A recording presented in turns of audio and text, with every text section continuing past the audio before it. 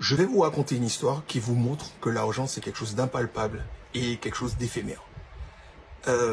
C'est un riche Allemand qui arrive en France. Il arrive devant un hôtel de luxe avec plein de chambres. Mais vraiment un hôtel, il y a des milliers de chambres dans l'hôtel. Il est énorme l'hôtel.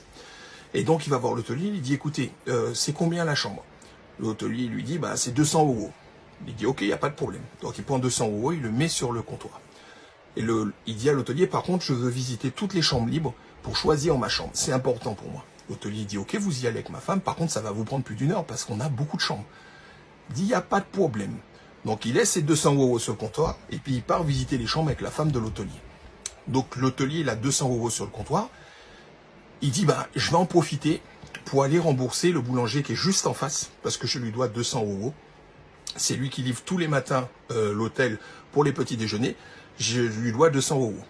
Donc, il prend les 200 euros, il les donne au boulanger.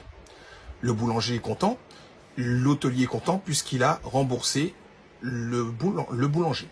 Le boulanger lui-même, il dit, tiens, j'ai les 200 euros dans mes mains.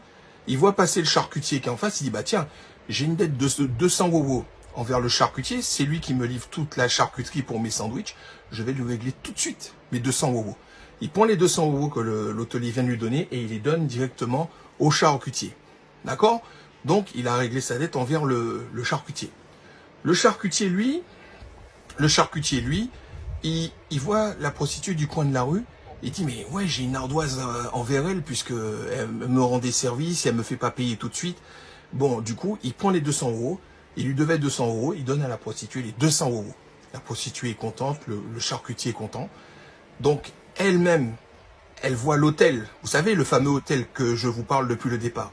Et c'est là qu'elle va avec tous ses clients. Mais comme elle n'a pas tout le temps de l'argent, l'hôtelier lui accorde des crédits, quoi. Vous voyez? Et elle devait 200 euros à cet hôtelier que je vous disais au début.